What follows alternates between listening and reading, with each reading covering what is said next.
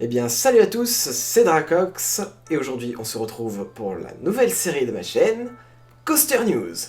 Nous avons un programme chargé pour ce premier épisode, alors sans plus tarder, je vais d'abord vous expliquer le concept de la série et ses dates de sortie. Comme indiqué dans le nom, cette série parlera notamment des parcs d'attractions et des coasters dans toute l'Europe, et notamment en France. Ça sortira chaque semaine et tous les dimanches. A noter que le tournage se fera généralement le vendredi soir ou le samedi, donc les informations dateront que de ce moment-là et pas de dimanche. Sans plus tarder, nous avons pas mal de nouveautés à survoler, alors nous allons commencer par les petites annonces qui ont été faites dernièrement.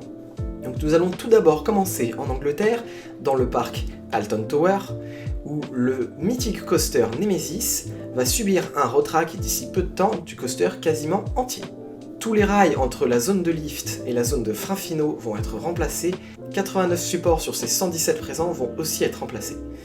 Nous ignorons actuellement la raison de ce retrack, et j'en tiendrai informé dans les prochains épisodes si nous avons ces informations.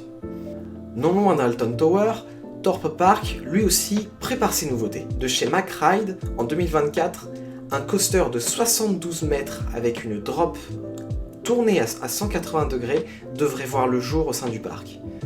Ce qui, à première vue sur les plans, a l'air d'être une tuerie. Entre cette drop vertigineuse et cette inversion au bord du lac, ce coaster promet d'envoyer du lourd. J'ai vraiment hâte de suivre sa construction et espère pouvoir aller la tester lors de son ouverture. Dirigeons-nous ensuite à Flamingoland, où le mythique coaster aux 10 inversions va enfin ouvrir ses portes. En effet, le parc vient d'annoncer sa réouverture prochaine, avec une image un peu datée étant donné que sa peinture a été refaite récemment en gris, ce qui donne une couleur assez sympa sur l'attraction étant donné qu'elle est un peu argentée.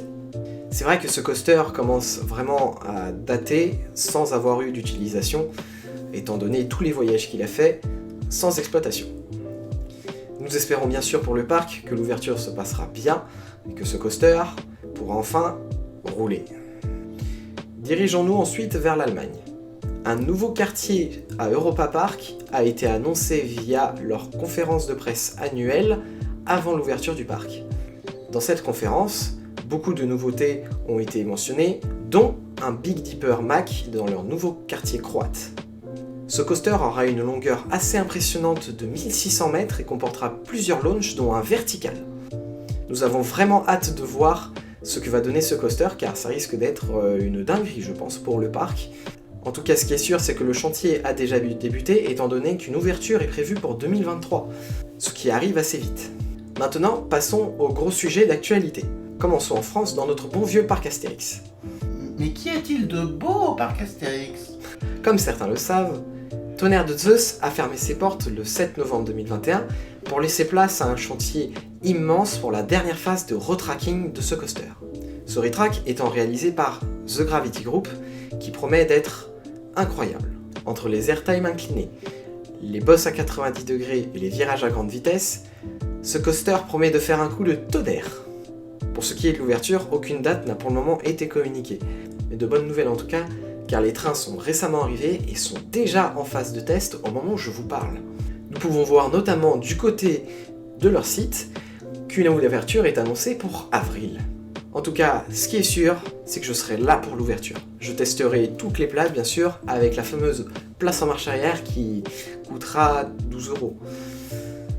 Ce qui fait quand même un peu cher, je l'admets, mais c'est à essayer. Quand on voit sur cette vidéo comment le train se fait entraîner, ça a l'air vraiment d'envoyer sévère. Et puis regardez cette vitesse, ça a l'air incroyable, non ? Donc attendez-vous très prochainement à avoir une vidéo vlog au parc Astérix, accompagné de notre très cher ami Royton. Mais le parc Astérix ne s'arrête pas là, notamment avec le fameux chantier aussi de Toutatis, qui lui ouvrira ses portes en 2023. Ce coaster a l'air tout bonnement un truc de malade. Annoncé depuis 2018, j'attends vraiment impatiemment ce coaster étant donné que le parc Astérix est mon home park. Et les sensations annoncées ont l'air vraiment très intéressantes. Parlons maintenant du dernier sujet de cette vidéo. Nous allons du coup en Belgique, à Walibi Belgium. Ce dernier parc avait subi une année assez compliquée entre le Covid et les inondations subies l'été dernier. Mais malheureusement, la chance n'a pas tourné ces derniers jours pour ce parc. En effet, la commune des Versants de Dille a convoqué le Conseil d'État pour annuler le permis permettant d'exploiter les dernières attractions en date depuis 2015. Les attractions concernées sont notamment Conda, Pulsar et Tiki Waka. Mais bien sûr, le parc Walibi ne se laisse pas faire. Et actuellement, une nouvelle demande de permis est en cours. Pour ceux qui seraient inquiets, le parc ouvrira bien toutes ces attractions car ils ont un assez bon délai pour régler ce problème. Et donc voilà pour les actualités de cette semaine. J'espère que cette vidéo vous aura plu. N'hésitez pas, si ce contenu vous plaît, à vous abonner et à lâcher un petit like, ça fait toujours plaisir et c'est gratuit. Sur ce, on se retrouve la semaine prochaine pour une nouvelle édition de Coaster News. Bye!